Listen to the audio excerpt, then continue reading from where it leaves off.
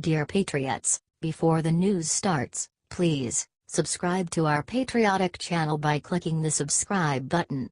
Give us a thumbs up to this video. Don't forget to leave your opinion below in the comments section. Share the news on Facebook and Twitter so you friends see it. Thank you. The fix is in. Look who Mueller is using to take down Trump. George Papadopoulos has a lot of explaining to do.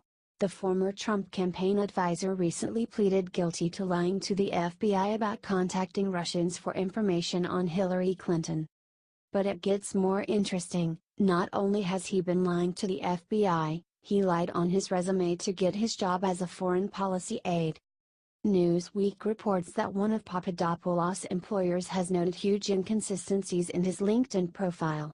His profile states that he worked as a research assistant at a conservative think tank, the Hudson Institute, for nearly 5 years, from 2011 to 2015. In reality, Papadopoulos was a lowly unpaid intern in 2011, and later worked as a contractor in 2013 and 2014. Then, with his trumped-up resume, Papadopoulos was picked up by the Ben Carson campaign. Carson's campaign manager Barry Bennet had this to say about his former employee. "Here's this 28-year-old kid who is not terribly sophisticated, but he solved my problem of needing to put a bunch of names on a list. I'm sure he wrote some things for us, but I don't know that we used any of it." Papadopoulos was later picked up by the Trump campaign. During that time he contacted a Russian professor in order to obtain dirt on the Clinton campaign. President Trump, for his part, has disavowed Papadopoulos and his work for the campaign, saying, "This is the weirdo that Mueller is using to take down Trump." George Papadopoulos seems like a creep who managed to fail upwards by lying his way to the top. What he did was bad, but what President Trump is right, he was low level, and what the Democrats were doing needs to be checked out too. HT Newsweek.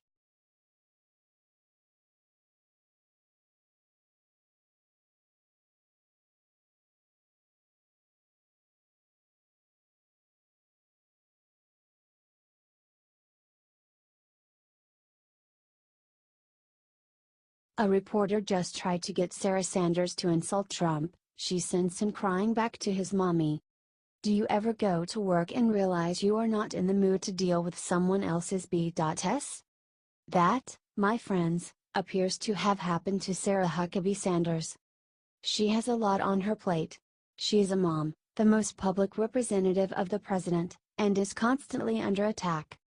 So she's not exactly thrilled that she has to babysit the press in the White House briefing room. This week, she made that abundantly clear.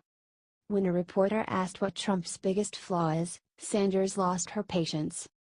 "Probably that he has to deal with you on a daily basis," she responded. Wow. Sanders likes to crack a dry joke every once in a while, but that one stings. It's hardly even funny. It's just brutal. And it's amazing. Comment ouch and share if you love that our press secretary isn't afraid to call out the leftist press. She's a blessing.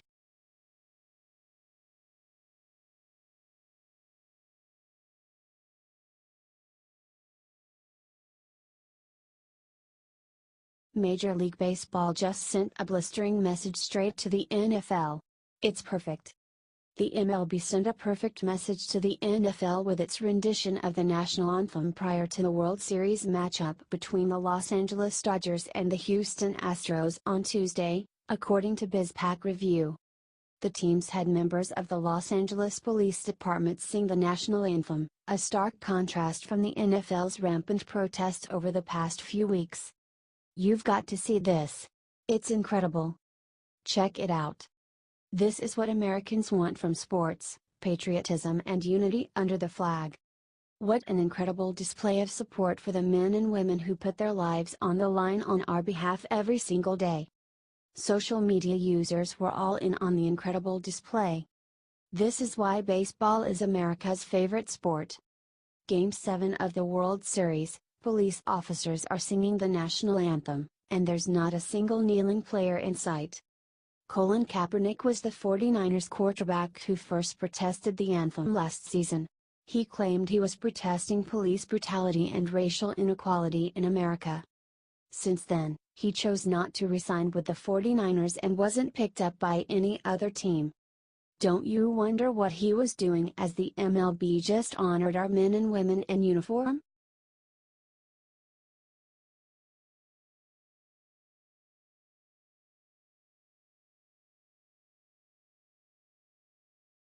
IT's over. Twitter exec reveals what it's been secretly doing for Hillary. This will ruin them. A top exec at Twitter revealed in a written testimony to the Senate that Twitter has been burying tweets containing the hashtag #DonClick and #PoorDesktop emails, according to the Daily Caller.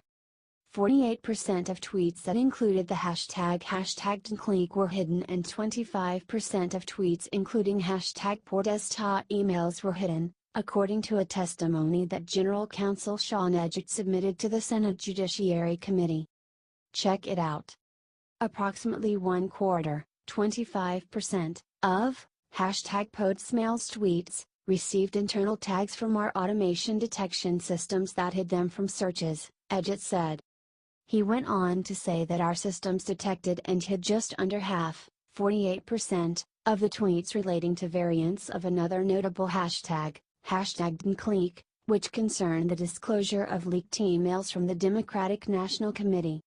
Apparently, Twitter hid the tweets as part of the company's general efforts at the time to fight automation and spam on our platform across all areas. Right. Despite their reasoning, only 2% of the tweets using the #DonClick hashtag came from potentially Russian-linked accounts. This matters because the emails were released by WikiLeaks, an anti-secrecy organization that the U.S. intelligence community has concluded obtained them by Russian hackers.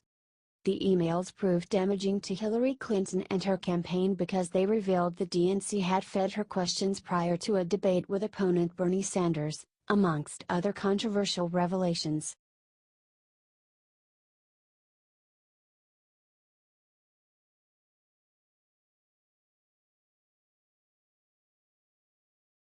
Donna Brazile turns on the Clintons, reveals proof of Hillary's many crimes. Donna Brazile first came to fame working for Bill Clinton. She was a high-level member of his administration and parlayed that, as many did, into a lucrative career as a political pundit on CNN. We all remember when she slipped the debate questions to Hillary. It was a national disgrace. And she has stayed ever so close to the Democratic power structure. After Debbie Schultz was exposed as the worst kind of fraud and let go, they turned to Donna to save their butts. It was in the middle of the campaign, and what Donna found when she took over was so horrifying. Donna is finally turning on the Clintons and revealing all. And it is shocking. According to The Hill, Donna Brazile said it broke my heart when she discovered proof of Hillary's crimes. Brazile's proof confirmed the liberals' worst nightmare, that Hillary did indeed fix the race against Bernie and the shady way she did it. Think of that. Proof Hillary is crooked. Just as Trump said. Donna is spilling the beans in her new book, Hacks, the inside story of the break-ins and breakdowns that put Donald Trump in the White House that Politico got an exclusive first look at. By September 7, the day I called Bernie, I had found my proof and it broke my heart, Brazile wrote. Now fixing a primary should be a crime. After all, they are trying to save Trump fixed the election by working with Russia, right? Regardless if this is not a crime technically, fixing the outcome sure is in sports or business or school, so why is not in politics? Maybe we need a law? But Donna was not done. She went on to explain how Hillary blackmailed the DNC, which sure seems like a crime to me. According to Hillary and Donna, the DNC was flat broke. Hillary admitted this too, so it sounds like Donna is telling the truth. And the DNC was dependent on Hillary's campaign for funds to keep the doors open. Hillary dribbled out the money, and boy did she get her pound of flesh in return. Textbook definition of blackmail. She fixed the primary against Bernie, but worse, because of arcane campaign finance laws, she was able to raise more money by saying it was going to the DNC rather than to her election fund. Again, is this illegal? The blackmail certainly should be, the fixing as well, and the skirting of campaign finance laws is unethical and should be illegal. But who knows in the swamp? The campaign had the DNC on life support, giving it money every month to meet its basic expenses, while the campaign was using the party as a fundraising clearinghouse, Brazile wrote. The funding arrangement was not illegal, but it sure looked unethical. This is a question for the lawyers and prosecutors, not for Brazile, and one thing we do know is if this unethical behavior was not a crime, it should be, and we need new laws to prevent the scourge that was the Clintons from plaguing this land again. Share if you agree.